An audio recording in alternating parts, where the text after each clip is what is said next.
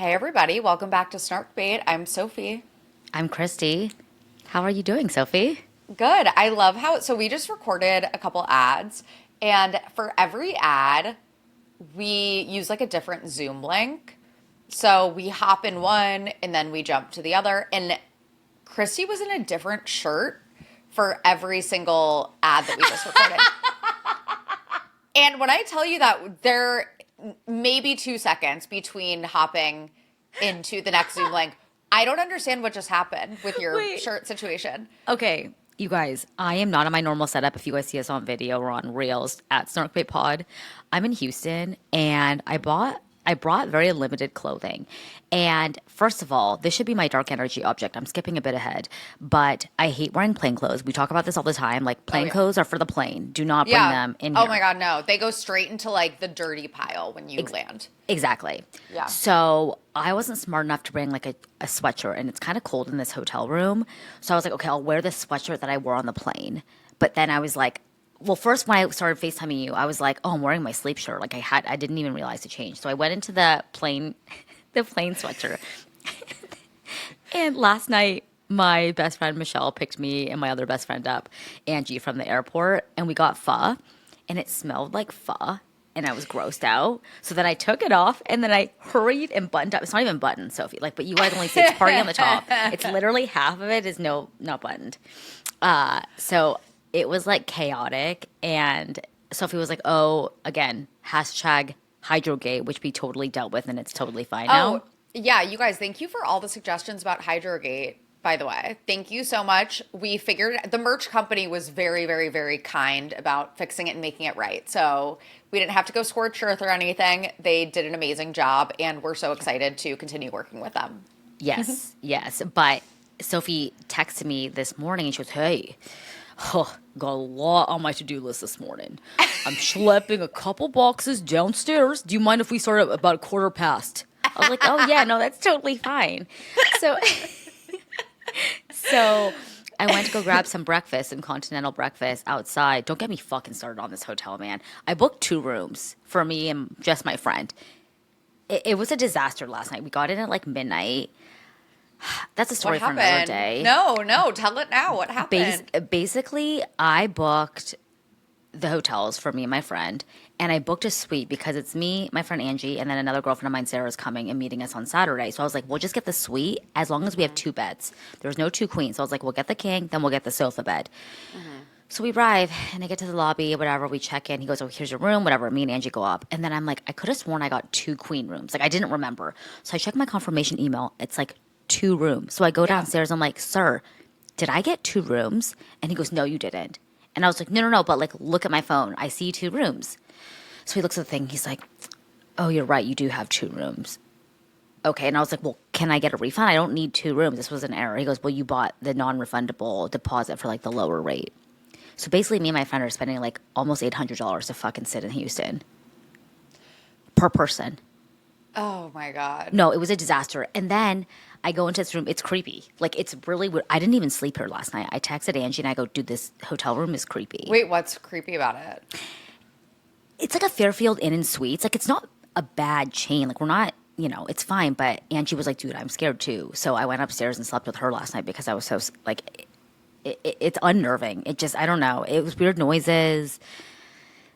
I don't know. It's because it's just been a fucking, like, crazy 14 hours. Wait, I don't know. I'm so curious, like what's so unnerving about the room? No, you know how I travel, dude. Like, I'm like, Yeah, you're a little bit of a brat when it comes to yeah, yeah, my hotels. accommodations. Your accommodations. Yes. So I've just, that's something that I'll own. I got to work on it. No. You are who you are. That's Yeah. okay. Some people don't care about like hotels. They're like, it's all about the journey. No, could never be me. Like, the Yeah. hotel is part of the experience. Yes. If you know, you know. Yeah. So, anyways, it's just been a hell of a couple of hours, and I'm actually dying that you're right. Every ad recording I had on a different shirt. A different shirt. Mind you, once again, like there's maybe 2 seconds between ad recordings. I'm like, when did you even change? It's so crazy. But yeah, with Hydrogate, you guys, I the merch company scheduled a pickup to get them out of my apartment finally. And they were supposed to be picked up earlier in the week, but there was a blizzard in New York, as many Yeah. of you probably know. So finally got picked up, and I just schlepped them down to the package room, and that was a workout. Yeah, no, good for you, dude. There is a lot. They were big. Again, it's not like they were hats, hydro jugs, No, they but were big, heavy packages, but right. But everyone was so invested in Hydrogate. Hashtag Hydrogate. hashtag Hydrogate. Yeah, we will keep you guys updated when we have an update about Hydrogate. Everyone was like, "You guys should sell it," and I'm like, "You guys don't want this." So You don't want it. You I, don't want I'm it. I sorry. I'm not promise trying to be you. shady, but like, you guys don't. I wouldn't give this to you. I don't. We just don't want to do that. I will say that the pre-production samples that actually arrived, so like we said, if you listened last week, we thought I was going to receive one pre-production sample of a hydro jug, and instead I received four huge boxes of a product that was not exactly what we wanted. But I did receive pre-production samples of some of the other stuff, some of the other merch, and it looked amazing. So Yeah, it's like that's high the good quality. news. It's very high quality. Yes. I'm so excited about it. Yeah, I'm so excited for you guys to see it. It's going to be so great. No, I'm really excited about it too. It's everything we could have asked for and more. So we're going to be, if you're at our live shows, we'll sell it at our live show. But obviously, we're going to have like an e-commerce platform set up for you guys. You guys can purchase eventually once we're all like well and good. But You're like an e-commerce platform. Yeah, we need to like make a website. So that's the next step. But it's work in progress. We tell you guys too much. I feel No, I like this know. is like such behind the scenes stuff that like you guys don't even need to know right now. But it's No. like we just can't shut up. the sausage maker, it's like, Yeah. we're telling you how the sausage is made. You're like, we just want to see the sweatshirt. Like, relax. Yeah, like queens of oversharing. Yeah. What are you doing this weekend? What am I doing this weekend? What can you even do in a blizzard? Like, I enlighten really me. want to see. No, well, I think it actually is supposed to snow again. But the snow, this is actually my dark energy object. So I'm skipping ahead too, is that it snowed obviously earlier this week. And then it was like sunny and like 40 degrees yesterday. Basically summer. It was mean, like balmy. pool weather. And so pool weather. So all of the snow is melting. And that includes the snow that is on top of like scaffolding in buildings. Ugh. So it's dripping everywhere. Yeah. You're like, well, that's a And- droplet in my eye. No, literally. I was just, and I'm like wearing like a scarf, a hat, a hood. Like I'm trying to protect my head. But there was a moment where a huge, massive droplet landed right on my head, on my hair. My hair was wet from this droplet. And it wasn't hair wash day, but I was like, I have to wash my hair right now. So I went home and washed it's like disgusting. It's Yeah. the worst part of like a snowstorm in New York is when it starts to melt. Yeah. That sounds very not nice. But I really want to see Wuthering Heights. I still haven't seen it. And I also want to see the movie Send Help with Rachel McAdams. Oh, I didn't. Oh, right. With Dylan O'Brien. Yes, with Dylan O'Brien too. I really want to see that. So I might see a movie this weekend. But yeah, pretty chill weekend in store, I Yeah. think. Yeah, and you'll be in Houston, living it up. Yeah. Yeah. It's the weekends with the girlies look a little bit different because it's my best friend's baby, like Sprinkle. So Cute. yeah, so it'll be fun. But we have so much to discuss on today's episode. A lot of TV, a lot of, I hate to even bring his fucking name up, Colton Underwood. Can I just get into it? Because I just Yeah. have to talk about how triggering Please. he is. Please. Because Sophie and I and everyone on the Snarkbait team, our group chat was popping off because all of us are so incredibly triggered by Colton Underwood. And I subjected myself, no, I didn't even listen to the whole episode because I don't want to give the downloads to this man. Never forget when Alex Cooper had him on, like even before Traitors, like what the hell. But this is what Colton Underwood said on Harry Jowsey's Boyfriend Material Unwell podcast. Colton said, people feel like they know me and they have this right and entitlement to know every detail about my life. I get it from watching me in like 2018, 2019 or whatever it was in The Bachelor. And after you don't follow me or what I've been through the last 6 years. And then you tune into Traitors and it's like, who the hell is this dude? I've been vocal and vulnerable about my path and my journey. they don't have a full understanding, that they have no idea really what was going on or what was true. Of course, I have a ton of regret and I took accountability in the past, but I'm tired of having to answer questions about it. Meaning him and Cassie, handled it privately and we've moved on, and it's a disservice to keep rehashing things. Obviously, he's talking about all the backlash that he's been receiving since he had his stint on Traitors, and all of his stalking allegations have now resurfaced. And Colton, I think you have it all completely confused. We don't care the journey that you've been on over the last 6 years. We actually want you off of our fucking television screens. And for you to continue to keep rewriting history and acting as if we are begging to see what's been going on in your life, and that we're not feeling for you because you've apologized so many times. We've never wanted to know about your life ever since we found out about the stalking allegations. Yeah. Live your life privately. Stop talking. I didn't even know he went on Harry Jowsey's podcast. I knew he did an interview with Vanity Fair. And we also were setting this in the group chat and talking about how in this interview, he says, you know what, I've taken accountability. I will continue to take accountability. And then he lists off every excuse and every reason why he did what he did, including that he was like stunted in high school because he was an athlete. And so he didn't get it out of his system. Get what out of your system? Stalking someone? I was actually crying laughing on the plane when you sent that yesterday. Oh, so Colton, being an athlete in high school and being hooked on Xanax is a side effect. No, stalking someone is a side effect of being hooked on Xanax, or being a high school athlete means that you're going to be a stalker in your future. Shut the fuck up. Literally shut up. Exactly. And also he makes a point to be like, you know what? Because the interviewer asked the right questions. I don't have their name on hand right now, but I will find it. But they asked the right questions. And one of them was like, why do you keep... Here's the question. Let's talk about the idea of platforming. What would you say to those who take issue with the fact that these television shows are actively choosing to put someone with a checkered past on their programs when they could give that slot to someone else? Yep. Exactly. Great Bingo. question.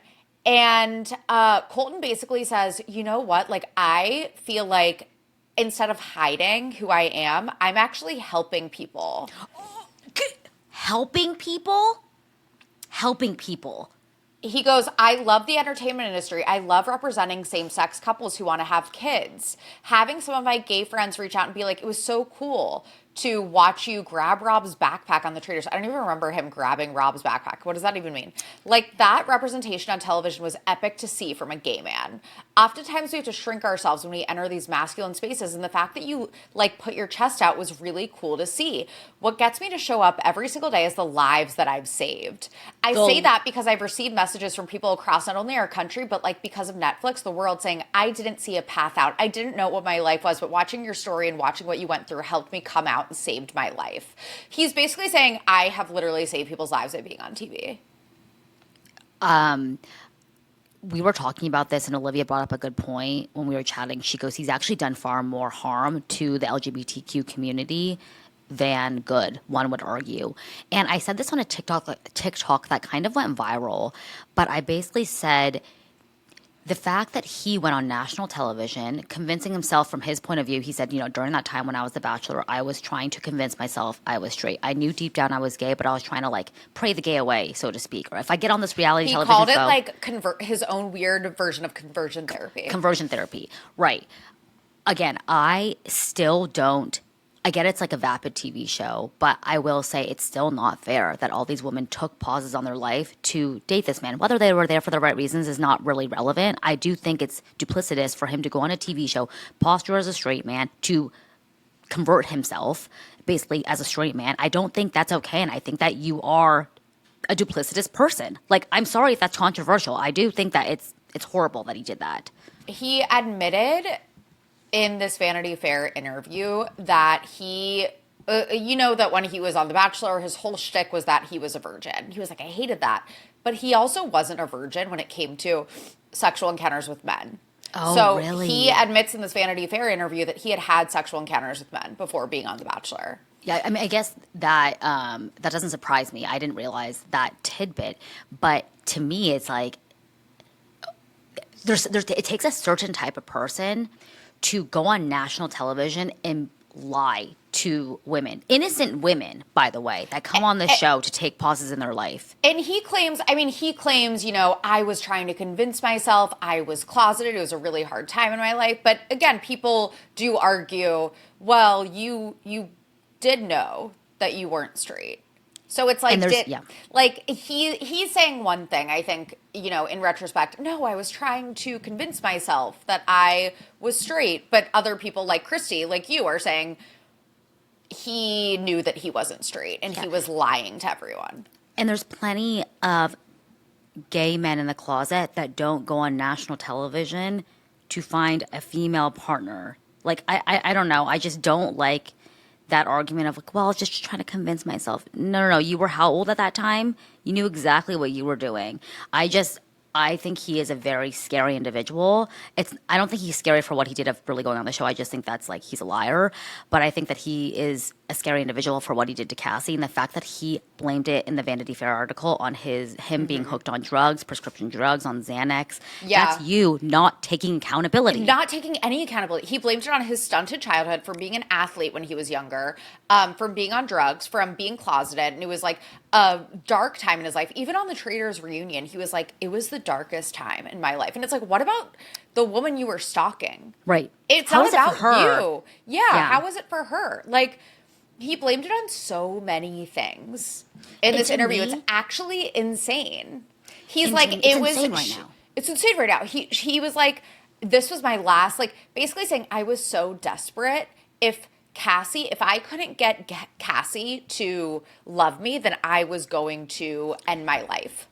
Yeah. That's what he says in this interview. And it's like, I just feel like it's a lot of excuses. That's not what accountability is. But he's saying, oh, I've always taken accountability for my mistakes and what I've done. And it's like, but you're not. You're making excuse after excuse after excuse. And to me, if he had just said in this Vanity Fair article, oh wait, no, actually, let me rewind a little bit. It was a contingency that if he were to go on the Traitors he made production promise and like put it in writing that you would not bring up the Cassie stalking allegations. He was very sensitive to that being brought up. Now, obviously, it's been brought up. It's all over Instagram and TikTok and online. So now he's forced to address these rumors. I think that just shows how calculated you are. You're like trying to like push down all this bad press about you, knowing that that's when we last heard about you. Number two, I forgot where I was going with this. Oh, he also blamed COVID in the Vanity Fair interview. I forgot to mention that part. He blamed COVID. Yeah. Okay. Now I remember what I was going to say. If he had just said, listen, I completely understand that me being back on people's screens 6 years after the fact is very triggering for some people. I'm trying to create a new life for myself, my family, with an opportunity to win some money. I made horrible decisions and I have no one to blame but myself. I have done this work, X, Y, and Z, to make sure that I am a safe individual to be around, that I am not a threat to other people or to myself. And that's it. That's where it would end. But no, he had to bring up all this excuse after excuse. And it's like, we don't want to hear it. That just shows me you've actually done none of the work that you're claiming you have. Yeah. Like, you have nothing to show for it. The Vanity Fair journalist, by the way, is named Chris Murphy. But he talks about how it was COVID. And he says, I was struggling with Xanax and prescription medications. It was a pretty intense moment in my life where I made some really poor decisions. The difficult part now is seeing the people have a lot to say about what happened 6 years ago. It's lacking a lot of the context of where our world was at. He's saying COVID. Our world, like, just because it was COVID, like, no one was stalking other people because of COVID. Right.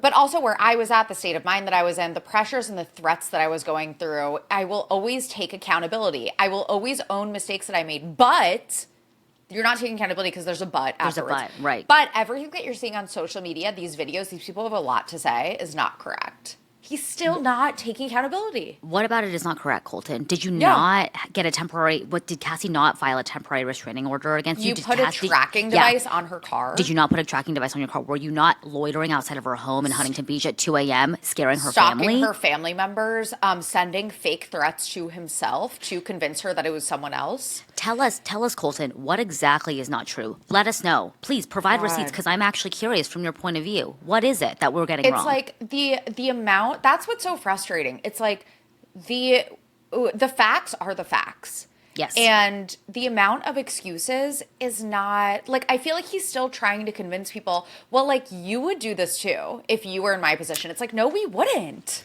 If you were in lockdown and you were hooked on prescription drugs and you And were if you were trying closeted to, yeah, and if you were trying to save your one last straight chance to be straight, like, you too would leave a tracking device on someone's car. no, I we assure wouldn't. you.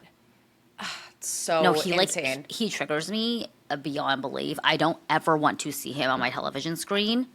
Go away.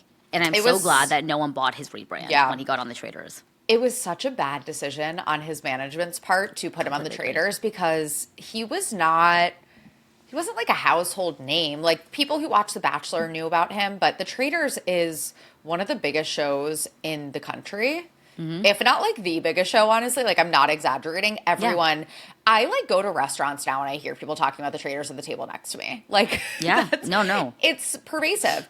And so he got exposed to an entirely new audience who discovered what kind of person he is, and he couldn't handle that that he didn't get the comeback redemption tour that he thought he was going to get. And He thought he was going to get that, by the way. Oh, he so thought he was going to get that. Kind of Yeah. like Phaedra did. Phaedra on the Traitors, she did a really bad thing on Real Houses of Atlanta. Came on the Traitors.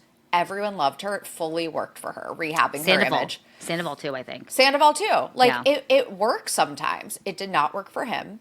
Thank God. And yeah, just a really poor decision. I loved how Rinna kind of went after him at the reunion.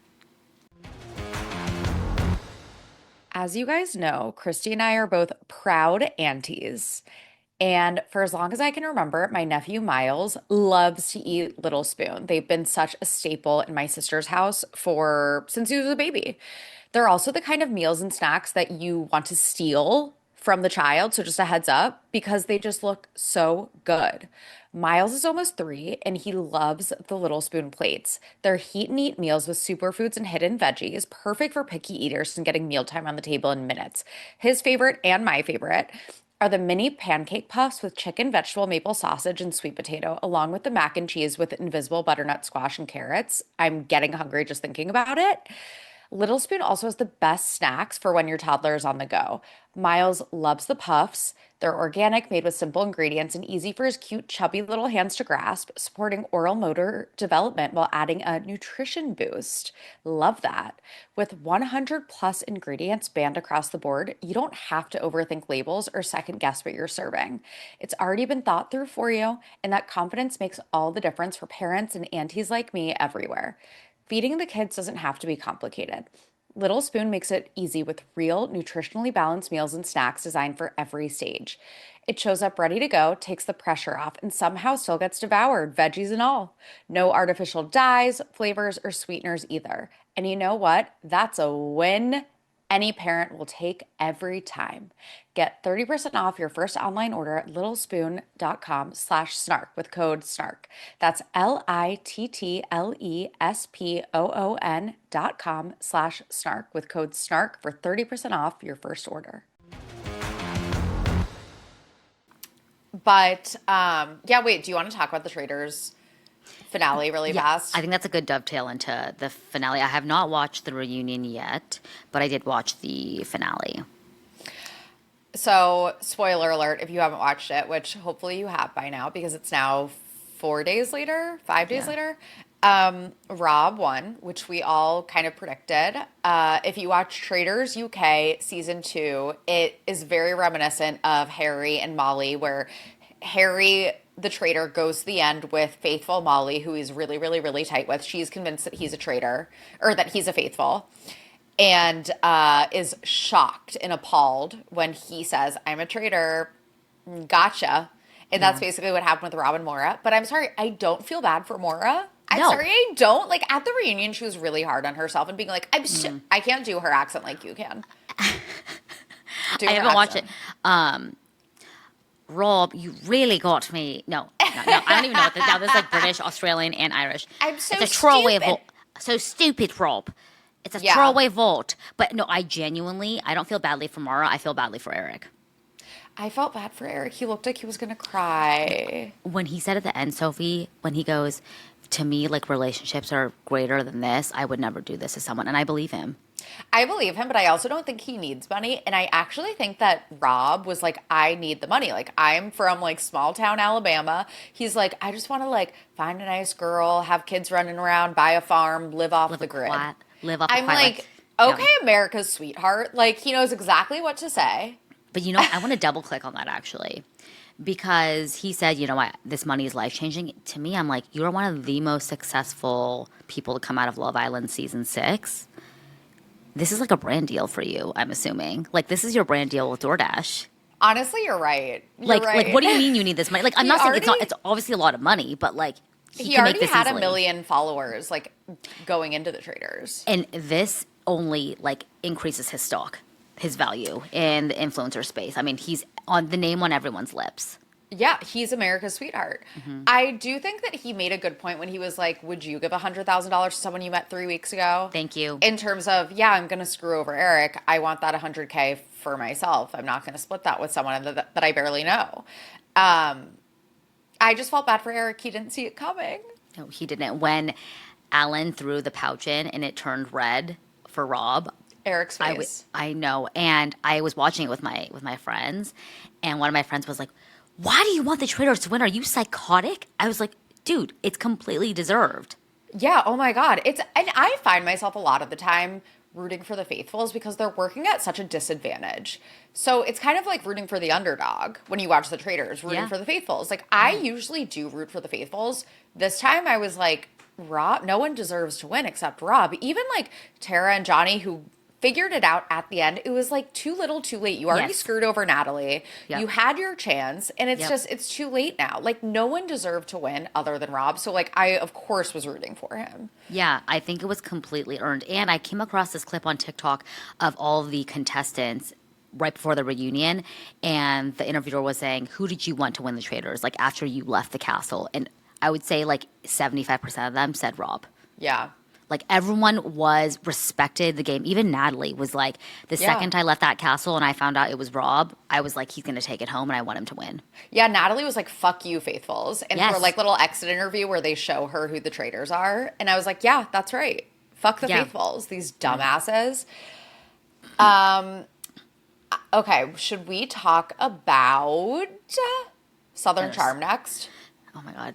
I watched this on the plane and I was like, I had a physical reaction to Craig. I'm so excited to hear what you have to think about his outburst. Not once, but twice. Craig is absolutely unhinged. I'm sorry. I don't know why so many people on the internet. I know that Vanita is annoying sometimes. I know that Sally is annoying sometimes. That does not excuse the way that he is talking to these women. I'm sorry, it doesn't. And the fact that so many people are like, Vanita had it coming, Sally had it coming. I'm like, no, they're fucking annoying, but they do not deserve to be spoken to like this. It is Agreed. unexcusable. It's unacceptable. It's Yep. disgusting. Everyone's like, stop poking him. Like, they really weren't. At least like Sally in the van was like, oh my God, you look crazy with your hair everywhere. And he goes, you're a fucking loser. I hate you. Get out of my life. I know. Like, it was scary. He was red. He was greasy. He was so scary. Yes. So drunk, obviously. He came onto the Sprinter van and he was like, I got tequila, beer, and cigarettes after they'd been drinking all day and night. I know. He clearly has a problem. Yes. And I just am so confused about the amount of women on the internet defending him. I think that they can't differentiate the Craig who's a Martha Stewart. He's so lovely. He brings Miss Pat gifts every time he arrives to her home. Oh my God, He's he such a has bees. Yeah, he's such a sweet, sensitive soul from the person who clearly has a very, very he has a dark addiction, and he's admitted that on camera. And that's when him and Austin got in a fight at that restaurant at Austin's birthday party. Austin's like, you used me as like a storyline, admitting to me that you did in fact have an issue with alcohol, and now you're taking shots at the bar like it ain't no thing. I am concerned. Yeah, and Craig's as like, he should be. How dare you talk about my alcohol problem? How dare you? Austin in the back of that van with his legs crossed, smoking a cigarette, texting the other van. Vibes. Like that's you and me, 100%. Oh my God. That was like, and if Charlie seems really, really, really sweet and normal. I really like Charlie. I love her too. facial expressions. Me I too. like her a lot. If she doesn't get the ick after this episode, there's no hope. But apparently she's dating someone else now. So I don't think her and Craig's relationship is long for this world, luckily. Yeah. I think that when they were playing that game at the table and Vanita goes, I wish Austin would stand up for himself. Vanita's reality TV gameplay, dare I say, I don't understand it. First, aligning herself with JT like last season or 2 seasons ago, knowing he was like the most hated person on that cast. Then going after like the number one guy in the group, that is Craig. Again, I'm not defending Craig's behavior. It didn't elicit the response he had at the dinner table, point blank, enough said. But I just have to say, I don't know what Vanita is doing with her reality TV career. She's putting her she's putting her eggs all in the wrong basket, and I just don't understand like why she's behaving in the way that she is. And her controllingness over Sally, I have to admit, if we talk about Sally, I kind of like her. I understand she's cringe. Sally's doing the same thing to Charlie. Yes, 100%. She is quite hypocritical because she told, she liked Craig. Vanita said, don't come crying back to me. Sally got upset, but she's doing the same exact thing to Charlie. Yeah. I have to say, though, I enjoy Sally's authenticity. She doesn't care that cameras are on her. She is acting so diabolical and without any filter. And I kind of appreciate that she is exactly who she is. I don't think she's hamming it up for the cameras. I don't think she's pretending to be anything she's not. I kind of respect her leaning into exactly who she is. I agree with that, but I also think she's creepy. I think it's the way that she is talking to and about Austin is I don't want to use the word predatory, but if the roles were reversed, it would be very problematic. Yes. It's too much. A lot of people were saying that online too. But I do find her entertaining, and I do find her authentic, like you said. I think that she's the reason this season is performing so well because she is bringing it. And I don't think she has any game. I don't think she has any playbook like I think Vanita does. I think Vanita's saying, oh, I'm going to attach my heart to this course and go again to this horse and I'm going to go against Craig or whatever. I feel like she's trying to do something that it's not sticking with the audience versus Sally is just kind of being who she is. And agreed, it's not always in good form and I certainly wouldn't do it, but I got to love her for bringing it. I do like, though, that Vanita seems to have genuine friendships with everyone. And I think that's why she gets so emotional. And I'm a Vanita apologist. I know that she's made some very questionable decisions and moves, but I think she has genuine friendships with them. And I think that's why she gets so emotional. With Rod and Austin and Molly. I think that these are, real life friendships, and that's why she was you didn't stand up for me. Why are you letting Craig speak to me like that? And she's right. No one, luckily everyone was standing up to Craig when he was yelling at Sally, but when Craig was yelling at Vanita at that dinner table, and I love how his whole move was always being you don't exist in my world. We are no longer friends. And it's are you 12 or are you a grown man that is pushing 40 years old? He is so disgusting. I cannot believe how many people, like I said, online it is so scary to me how obsessed the Southern Charm fan base is with him still. Saying, well, they deserved it. Sally and Benita had it coming. Shut up. That's not fair.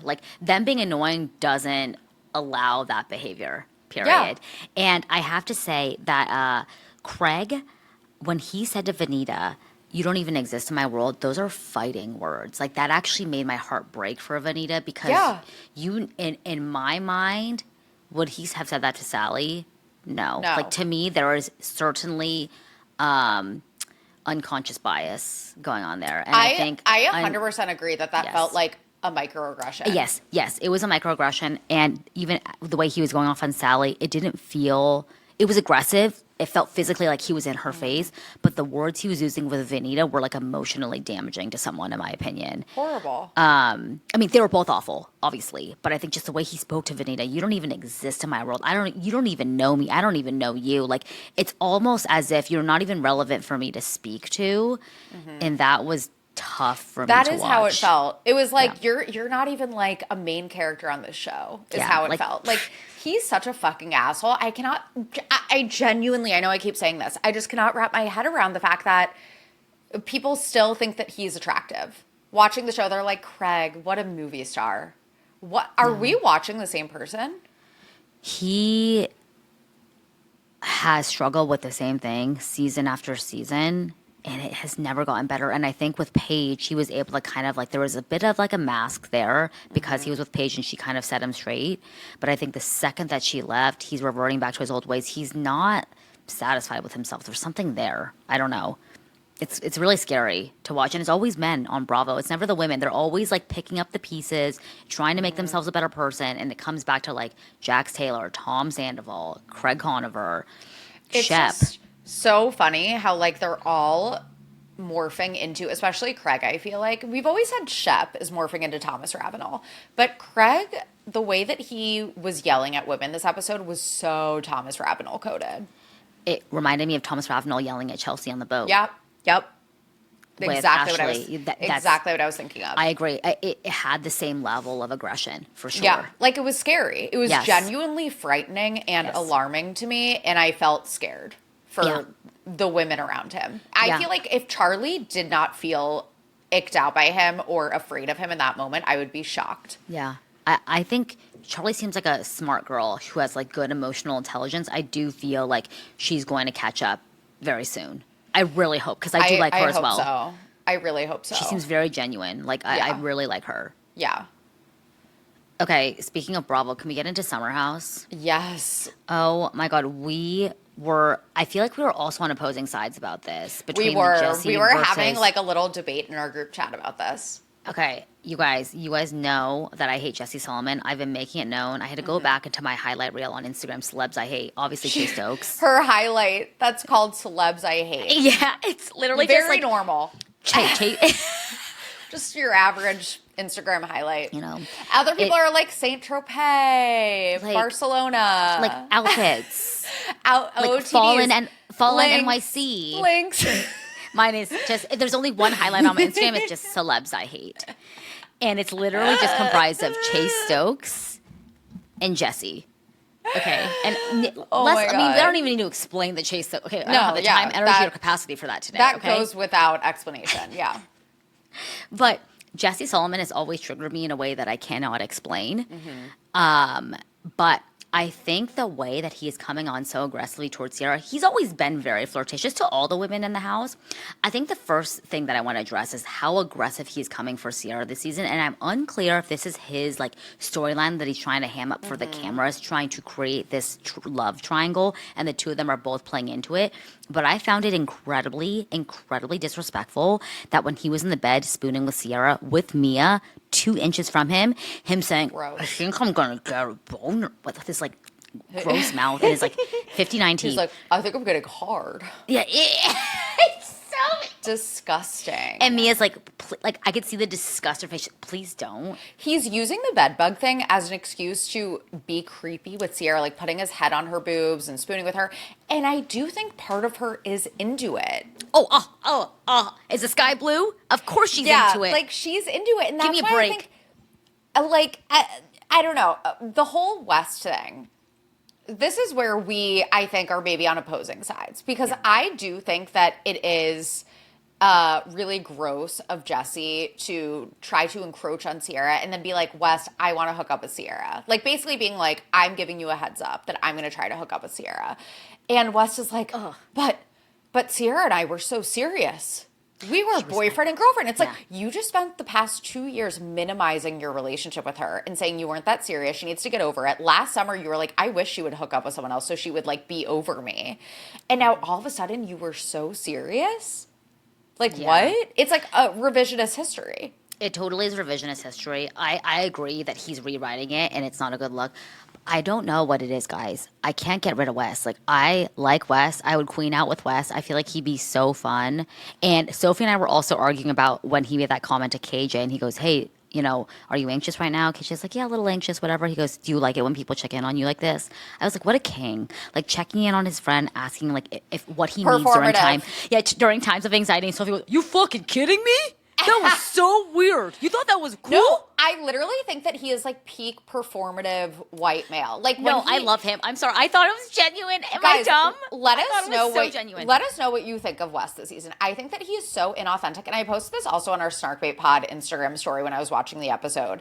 I was like, he is so fucking performative. Like, he's literally pandering to the female Bravo audience when he said there was one moment in the last episode where he was like, they were at the single mixer. And he was like, I don't understand why people hate their exes. Like, all of my exes are hot and cool and fun. Like, of course I love my exes and I want to be friends with them. It's like you are saying exactly what you think a man written by a woman would say. Like, he's literally trying to pander to the audience. He is so inauthentic to me. Nothing about him is genuine. It is so performative. I can't stand him. And the fact, I just like can't get over the fact that he did a whole New York Times interview basically saying, I just didn't like Sierra that much. Like, why can't she get over it? And now all of a sudden he's like, we were so serious. Like, I actually am like, yeah, it doesn't surprise me that much that Jesse would assume that Wes like is completely over Sierra because he spent the past 2 years basically talking shit about her. Yeah. Like, please get away from me, Sarah. Find someone else. It's so gross. Like, Jesse is still gross and creepy, and I also dislike Jesse. But I also am like, whoa, Wes, like, why are you acting like you have, like, any say here when you spent the past 2 years disparaging her? Yeah. I think what you're saying is valid. At the same time, I just feel like Wes gives me really good vibes. I don't see it. Like, he to me is genuine and Are a cool you one guy. of those people that's shipping Sierra and Wes this Oh, season? no. Because I do not understand those people. No, I definitely am not shipping Sierra and Wes, but I do think it's weird that Jesse is trying to go after. I do think it's weird. Like, regardless of whether or I not agree. West is over it, and even if he were not offended, I think even if West were like, yeah, dude, that's whatever. I mean, that's a little weird, but like, yeah, sure, I don't care. I would still be like, that's weird that Jesse's going so hard for his friends. I'm putting this in quotes, ex-girlfriend. But Sophie and I were also in agreement that it's very clear to me West does not like Jesse. Like, something changed in their relationship since from last summer. They didn't even go up to the summer house the first week, of filming. And it's clear that something happened. And some people online are saying that when Jesse made comments about Sierra and was like heavily flirting with her last season, Wes took that negatively and like distanced himself. I always feel like Wes was clearly the breakout star. I looked at their Instagrams and Wes has like over 100,000 followers more than Jesse. He does pander more to the Bravo female audience, and I feel like there's some deep-seated jealousy from Jesse, whether he wants to admit it or not. I agree with that. I just think that if West, like, their conversation on the pool float where he was like, I just think, like, you know, like, everyone thought it was really weird. Like, all of the other guys thought it was really weird how you asked me permission to hook up with Sierra. And it's like, just say that you thought it was weird. Like, just say what you mean, you know? By the way, Ben took me aside. He thought it was really weird that you did that. Ben was spooked. He was freaked out. He thought it was so weird, Jesse. Like, he actually took me aside and made it a point to tell me how weird it was. Ben was like, I can't do an Australian accent. Can you? I can't believe. No, I'm being like, Laura. No, I'm being Wait, you're literally just in Maura's accent. like, you ask me to do any accent, it just comes out. It's a throwaway vote. It's a throwaway Rob, vote. how could you? You're never going to get a girlfriend, Rob. You're such a good liar. Oh, wait, I'm crying. She's a country girl. She's a country girl from Ireland. Irish people, let me know what you think about my accent. I asked think my it's Irish great. my Irish co-worker's like, I mean, it could use some work. No, Christy is so good at accents and impressions. You guys way better than I am. Including you. Including me. And what? I know what people are going to say. Christy, stop doing the Sophie voice. You don't understand. I have voices for all of my friends, and Sophie will never not be included in my voice. I can't help it. It's like asking me not to breathe. It's like a vocal stim. Like, it's just something that cannot be helped. Yeah, like, I can't. Anytime I get a text from Sophie or I'm describing you to anyone I know in my real life. So, anyways, my podcast co-host said, no, Christy. Like, Christy, Henry. No, Christy, me and Mark. Wait, what's that? Kristen Cavallari. Me and Mark? We had the best sex I've ever had. And I don't actually think that's a relationship. I look back on it and he is such a kid. He's such a kid. And at the same time, he won't give me what I want. Oh my God, I'm crying. Mark. Me and Mark? Babies? Anytime soon, Mark? Like 3 weeks later, she's like, Mark wasn't serious. Like, you literally were asking him to have babies. Like, literally 2 weeks ago on your podcast. What are you talking about? Like, I can't. It's an insult to my intelligence, Kristen. Like, stop. It's an insult to our intelligence. Which, by the way, quick I plug. can't breathe. The Roku reunion Laguna Beach Oh, when does that come out again? I should know this, but everyone out of my fucking way. Like this is Out of my my time. way. Out of my way. Out of my way. I saw that Lauren LC posted about it. Let me see what All the of them date did. is. Kristen, even Christina, the one that like no one remembers. Oh, I just like don't follow Christina, so like I wouldn't know. Oh no, like I do. I'm pretty Christy sure she's follows. private. April 10th. So we still have quite some time. Everyone out of the way. Like Out of the way. genuinely, we need to do a Patreon. There's gonna be like 4 patrons that care about this, but like I will be hosting it by myself if I need to. No, I feel like a lot of us. Oh my God! Wait, another thing. Sorry, I just opened my my phone to look at that, and no. It's just something that I forgot to mention when we were talking about the Traitors, and I know you haven't watched the reunion yet. Sorry, I'm like switching gears again really fast and backtracking. Yeah. That Candace on the reunion, you will see, is the biggest sore loser. It's so embarrassing. Oh. She literally gives me such an ick on her interviews I've seen thereafter. It's so embarrassing. Finished. It's No, really, I know. and I have always like been such a Candace apologist. I love Candace. I love, Real Houses of Potomac. I think that I said from the beginning, I was like, she should have been a faithful. Like, she should have been a faithful. I just don't like her in the role of traitor because I don't think it's where she will shine. And I was right. She is so bitter. She is acting like the game isn't called The Traitors. She's like, you're a snake, you're a liar to Rob. And it's like, yeah. He's like, yeah, I am. That's the game. Yeah, it's the game. Let us know, you guys, what you thought of the Traitors finale and reunion. I know, Christy, you still have to watch the reunion. Honestly, you didn't miss much. Yeah, I was just like, I'm tired. Let's go back to the hotel. It was too much. It was too much in one night, honestly. Okay, let's talk about Sofia Franklyn's announcement that she is writing a memoir called Daddy Issues. First of all, the title and cover are brilliant. The cover has a picture of her and Alex with Alex cut out. And also the title Daddy Issues, obviously referencing Call Her Daddy, but also she has talked about having real life daddy issues with her father and actually has a very, very, very different upbringing than the one that Alex Cooper had. Yes. So I think that it's going to delve a lot into her background, obviously, that I feel like we don't really know that much about. It says coming November 10th, her memoir Daddy Issues will delve not only into her time on Call Her Daddy, but the emotional and physical result of her fallout with Cooper, feelings of betrayal, and learning how to reinvent herself. The decision to write the book was one I came to on my own, she tells Rolling Stone. 6 years ago, I was reeling from an experience I didn't understand. I needed to grow up and be free of ego as much as humanly possible. So it sounds like she needed some time away from the situation to really reflect on it. And I know a lot of people are like, what else is there to say? Because she basically talked about it, her first episode of Sophia with an F. So I don't know. I guess we'll see. Yeah, I am a little bit confused as to why now, why this sperm. But I feel like people have been speculating that did she sign an NDA that now has expired, so now she can talk? I don't know about that because I feel like her and Alex Cooper, they separated kind of randomly. I mean, to us, it felt random, but unless she had an NDA signed with Barstool, I don't foresee her signing any NDA. She also has already talked about it. Yeah, exactly. She's talked about it on her first episode with Sophia with an F, and from my recollection, I remember it being such a scathing episode. She said, Alex, this is going to be directed exactly towards you. You would do anything for a blue check mark. She also said something to the effect of, when I would suggest that we do live shows, you were really scared because you wouldn't have a way to read a script on live, like on a live stage. She said, I was the intellectual, like the brains behind the entire operation. Yeah, you had great work ethic, but like I was the one that basically created Call Her Daddy alongside Milf Hunter, who you also abandoned.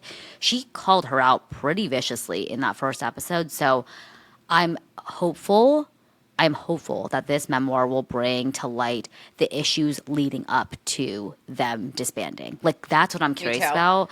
Because Alex Cooper, in that like YouTube video that she released that was like 40 minutes, that was answering most of our questions, she talked about basically the events of like right before them deciding to like divorce. But I want to know what was going on behind the scenes, like production wise, the fights that they were having before they decided to part ways. Like, that's what I'm most curious about. And I'm hopeful. I mean, I'm assuming she's also going to dive into her family life. She's been very open on her podcast about how she has an estranged relationship with her father. I don't even think, from my recollection from when I last listened to her, which was probably 2022, she like hadn't met her dad, or I don't know. She like just didn't know her dad. Yeah. I am very hopeful also Like, I know I'm like, well, what else is there to say? I think there will, I mean, if she's smart, which I think she is, she will include some new tidbits in there that we don't already know, which I'm excited for. I think that it's time that she lays it all out there, tells her side of the story. And I think that a memoir is actually a really good medium for that. Like, I know a lot of people are like, oh my God, I thought it was going to be a documentary. I thought it was going to be this. And it's like, no, I actually love the idea that it's a memoir. I think that, there's going to be some good stuff in there. I hope, at least. Yeah, a little bit of a spoiler alert, but in 2 days, we're going to release a Hillary and Haley Duff episode. And I had to sit through a Call Her Daddy interview that Alex did with Hillary Duff. And really, her interview skills have not improved. Like, if your whole shtick and your whole job is to interview people, take a class or read some books on how to become a better interviewer. It really is just so surface level. Question, answer, softball questions. I don't know how she is so successful. Like, I mean, I have my thoughts. We say it all the time, but yeah, it's like Yeah. actually so frustrating. It is frustrating. You'll be listening to an interview, which, by the way, we talked about this on this episode that comes out on Thursday, how Christy will do the dirty work of listening to Call Her Daddy for the sake of Snarkbait. I will listen to the Vile Files for the sake of Snarkbait. I can't do both. I can only handle one. Right. 100%. It's painful. It really is painful. And I think it's ironic, and this is the last I'll say about the Sophia Alex thing. It's ironic that Alex blamed Sophia for their divorce because she put all of their future success into the hands of Suit Man, when I think Alex Cooper's husband, Matt Kaplan, is heavily, heavily the reason why Alex Cooper is so successful. Like, I'm not saying men are successful or are the reason for women's success, but I do think in Alex Cooper's case, Matt Kaplan plays a very large role in her ability to get into these doors, like get into these rooms. Yeah, that was evident. We did a Patreon episode about the Alex Cooper documentary on Hulu, and that was very evident from the docuseries. Yeah. So we're not just like pulling that out of our asses. No, totally. It's very clear that he runs the show. He literally ran the entire live show. Yeah, but I mean, like, from what I have heard, again, I cannot listen to Call Her Daddy. I have actually listened to a few interviews in the past of people that I just really wanted to hear the interview. But, like, she will ask a question. There will be a really, really, really interesting answer that is just begging for follow-up questions. And then nothing. It's down to the next bullet point. And I know we've said it a million times. It's just, like, so freaking annoying. It's so frustrating. Just being in the podcasting space and being a tiny, tiny show, it's like... She has work ethic, and I will give her that. She works very hard, and she's a lot of it is self-taught. But when it comes to just like who she is as a creator, a lot of it is just like, Well, it's like the format of her show now is just interviewing celebrities. Like, I think that the original Call Her Daddy format was two girls, kind of like our show. Like, two girls going back and forth. Obviously, they talked about, like, sex more than we do. Yeah. But, I think that in terms of like banter and having a lot of energy on the mic, great, she's good at that. But interviewing celebrities, the current format that she has does not seem to be her strength. It's just really confusing. Yeah. But I'm very interested in hearing what Sophia has to say. Yeah, it's long overdue. Like, I want to see a long form version of this, not just like the 5-minute tidbit that we got on her episode. Yeah. Okay, let's get into our dark energy objects. One of mine is YouTube Shorts. We were talking about this with Henry because Henry, I forgot what it was. Trademarks. Oh, yeah. Yeah. I think we talked about this on Thursday, too. We talked about it on Thursday, how, like, when you file a trademark, suddenly all these scam companies will reach out to you and be like, you owe $2,000 for this patent. And it's hard to decipher sometimes. And Henry keeps sending, like, YouTube videos and, like, YouTube shorts on, like, how to decipher, like, trademark scams. And it's just so funny how, like, I feel like only straight men watch YouTube shorts. No, 100%. Why is that? Like, it is truthful, and I don't get why YouTube Shorts is, like, the median for men. Medium? Not median. Media. I don't. The median, the middle for men. I don't get it either. I don't watch YouTube Shorts whatsoever. I'm a TikTok girly through and through. I think Reels to me is the real dark horse, though. people that post exclusively to reels, like There's something going on there. psychologically there. Yeah. Yeah, I would say that Instagram Reels probably is just above YouTube Shorts on the dark energy scale. As in, YouTube Shorts, there's something deeply nefarious about them. Yeah. Like I completely agree. I just don't like who is scrolling YouTube Shorts other than straight men. And Baby Snarks, if you love YouTube Shorts, please, I know you will let us know in the comments. I can already picture the comments. No, totally. Just for your information, it's like no. If you're a baby snark and you watch YouTube Shorts, we're not shitting. We're on you. not It's just judging like, you. I just we don't get it. I've never met anyone besides straight men who like YouTube Shorts, and that's why it just seems like such a different world to me. Yeah. I don't get it. But like, yeah, let us know. I know you guys will, and we love when you let us know. My other dark energy object, I already talked about the gross snowy drippage in New York, so you already know how I feel about that. I always feel disgusting. I love fast food, you guys. I'm from the Midwest. Like, my comfort meals include McDonald's, Taco Bell, even living in New York when, we have the most amazing restaurants in the world. I still love me some McDonald's, Taco Bell. I love Arby's. Arby's is like the darkest one. Oh, I love Arby's. Guys, roast beef with horsey sauce, those curly fries. Arby's to me is just like the fast food restaurant that we just always would like drive by. We're like, oh, I guess there's Arby's. Like, no, like my family loves Arby's. Like we would do the drive-thru and be like, yeah, like let's get Arby's today. Like driving with my parents and like my sister. Roast beef with horsey sauce. Don't knock it till you try it with curly Horsey fries sauce. and a milkshake. Okay, I do love curly fries. Oh my God, they're so fucking good. Anyway, my point is I love fast food. There will be moments when I will save fast food in the fridge. It's not often. It's not often. Ugh. I feel disgusting. The other night we got Chick-fil-A. And it was just like, this is not a regular thing for me. I don't want to act like my diet consists of like Chick-fil-A and McDonald's all the time. It's like, when I'm in the mood for a little treat. Yeah. So we got Chick-fil-A the other night. The mac and cheese, I love Chick-fil-A mac and cheese, by the way. It's like the best mac and cheese. It came in like a huge container. I don't know why they gave us such a large serving, but we saved it in the fridge. And then Henry and I looked at each other. We were like, should we like put this like in a different container so it's not the Chick-fil-A container in our fridge? I would be too lazy. I wouldn't. No, we did. We put it in a different container. Oh, that's like adult of you. No, because we were like, that's like really embarrassing to like save Chick-fil-A mac and cheese. Like it's something about saving fast food just feels wrong. Yeah. I'm not trying to be like, just so health. I only eat like really, if I eat fast food, like In-N-Out is like my fucking jam. But that's gone before I even, you'll blink, it's gone. Well, you're not from the Midwest. I feel like there is like a culture in the Midwest of just loving fast food. Oh, okay, yeah. And maybe that's like a stereotype, but that was my experience at least. Like I feel like, and I live on the East Coast now. I'm married to someone from the East Coast. His family does not have the same relationship with fast food as my family. Yeah. We didn't really eat fast food growing up, but McDonald's was probably the biggest staple, I would say. Plus In-N-Out. Cheesy bean and rice burrito from Taco Bell. I have saved in the fridge before. Taco Bell, and I know how disgusting that is. Like I fully understand how disgusting it is.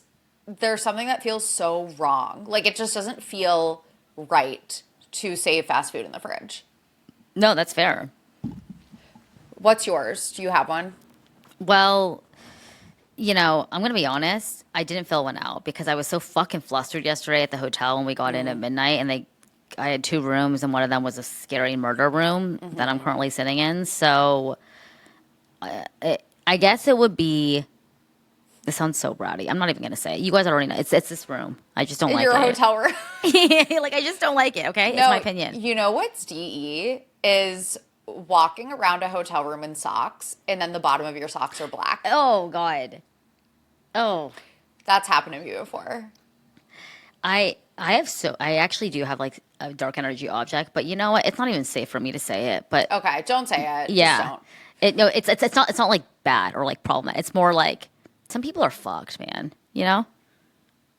Some people are. What does that mean? Like some people are such liars and horrible people, and I'll leave it at that. Who are you talking about? No, as people in like my personal life, like just like No, just cheating. Cheating is so bad. That's what I will say. Oh, yeah. I told Sophie about this. Cheating, There's like a cheater, pumpkin eater. cheating scandal in Christy's real life. Yeah, yeah. It's just like just don't do it. Like Just be single. Just be single. Yeah, exactly. And don't do it when you have a huge family. Like, please. At least Zayn Malik had the foresight to say, you know what, I just want to be single because then I can hook up with whoever I want. Yeah, like literally, do it like Zayn. Okay. Yeah, do it like Zayn. Don't go out and cheat on your significant other. Just please. Yeah, don't do it, you guys. And I know that Baby Snark's listening to this. You guys aren't cheaters. You guys. No, Never. we already know that. Never. So my light energy object is I've been binging old Roni, and I'm having the time of my life. I'm actually on Scary Island right now in season 3. I forgot how evil Jill Zarin was to Bethany. Hi, surprise. Hi. Hi, surprise. Yeah, no, she Yeah. sucks. And it's crazy because we both have acknowledged we loved her in the early seasons. Like, she was our favorite, but it's funny now looking at it with like you're now older, you're like, she sucks. In retrospect, especially in season 3, like, she is just so bitter and miserable and jealous. She like cannot be happy for people. Yeah. And it's such a horrible trait to have. I remember that, watching it and being like, I'm Team Bethany on this one. My God. Yeah, Bethany was like the underdog that we were all rooting for. Dude, Bethany was such a fucking good housewife. She was like so funny. She like, was so funny and I so forgot smart how and quick. likable she was. Like, No, what happened? she was the best. Like, I genuinely feel like Roni is like a warm hug. Like, old school Roni. That's is a how I've warm been hug. feeling. Like, it just feels like cozy to watch and have on in the background even when I'm like not fully paying attention. So this is your reminder. If you haven't rewatched Roni in a while, or if you haven't watched Roni at all, go back and watch it on You will Peacock. not regret it. It's won't regret it. genuinely such good. That's probably my favorite Housewives franchise of all time. Yeah, you've said that before. Yeah, it's so good. Yeah. Honestly, like I would say that my favorite Housewives franchises are not my favorite. I don't have a favorite Housewife franchise today. Probably Salt Lake City, actually. But my favorite Housewives franchises were all of the early seasons. Yeah. Yeah, because that was before Glam. That's when everything changed. Beverly Hills. That So good. show. Cinema. Yeah. Early seasons of Real Housewives of Beverly Hills are amazing, but I am watching this current season. Don't ask me why. I don't know why I'm watching this trash. It is truly a tragedy what they have done to this franchise. Don't get me started on Amanda Francis and her weird MLM diary entry manifestation course that she sells for like $45,000.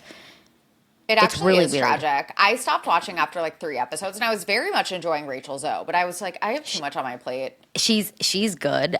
She's the only saving grace. They got to get rid of Kyle. I low key like Erica. Don't come for me, guys. Like, I love Erica in the past couple seasons. Kyle's got to go. Like, I she's can't got to believe go. you like Erica. No, me and my mom like love Erica. I know she's Erica, horrible. speaking of the downfall of Housewives because of Glam, I blame Erica for that. Mm-hmm. Erica was the one who brought the I always need to be glammed on camera. These ladies say they don't need glam. You have enough money to do a private jet. You can definitely afford glam. No, like, I actually blame Erica Jane for the downfall of Housewives, personally. I think for Beverly Hills, for sure. Like, before she came on, it was like Yolanda, Kim, and Brandy. That was like the last good wind of Beverly Hills. God, those were the frickin' glory days. My dream team. My team, the Yeah. dream team. The dream. Oh, Yolanda. When she brought Andrea Botticelli to like the restaurant. Andrea Botticelli. Andrea Botticelli, whatever. I love how I only know Andrea Botticelli from reality shows. Kardashians, Yolanda. Who had Andrea Botticelli at her wedding? I did. Me. Who got married in Italy. I did. Talk about Courtney. Anyway, you guys, I feel like This is too much. Like, we're I like. feel like this entire episode has been us being the movie Split from 2016. Of course, I haven't seen it. Like, and just voices, segues. We're like jumping all over the place. I'm sorry, this has been a very chaotic episode. I don't know what to tell you guys. No, me either. It's the travel. I'm on literally 5 hours of sleep, and I typically need 9. Christy hasn't slept. I had to wake up really early to deal with these boxes this morning, so I really didn't sleep that well. What was I That's gonna our say? excuse. That's our excuse for being like weird and annoying this episode. Yeah, I'm so like sorry. Colton, who loves excuses. Yeah. This is our excuse. Yeah, we have excuses.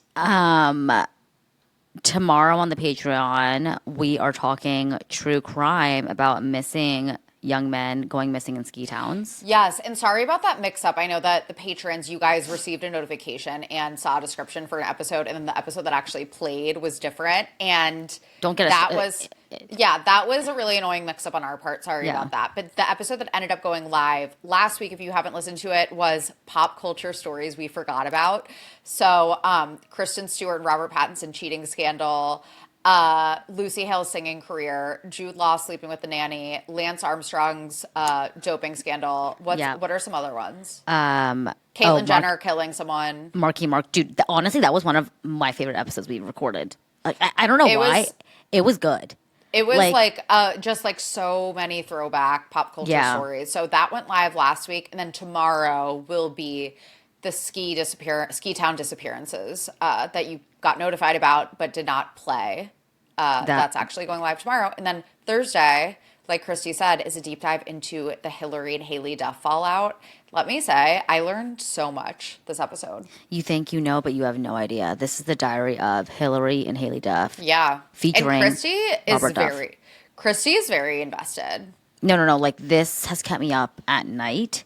Doom scrolling, going through Haley Duff's Instagram all the way to like frickin' 2018, man. Like, I was doing the work, being an FBI investigator, so I think you guys will really enjoy it. Patreon.com/snarkbaitpod for ad-free episodes Tuesday, Thursdays, bonus content every Wednesdays. We do live chats if you're a business runner for live tweeting for shows. Our live show tickets are in our bio at Christy Noel __ at Soph_Ross at Snarkbaitpod. All the things are in our show notes. Oh, Substack.com. Yeah. / Substack link is in our show notes. Sign up for our Friday newsletter. Goes out every Friday. We talk about reality TV, pop culture stuff, links to what we're wearing and loving. So thank you guys for listening and for being here. We love you. Sorry again for a very chaotic episode. But you guys love it. Come on. I'm sorry for the vocal fry with Kristen Cavalier. It's just like, again, I can't stop. So I apologize in retrospect. The amount of bad accents in this episode. We know we're gonna hear from you guys. Keep the feedback. Tree traitors. There are tree traitors. You make me look so stupid, Rob. All right, guys. God. We love you so much. Bye. Love you guys. Bye.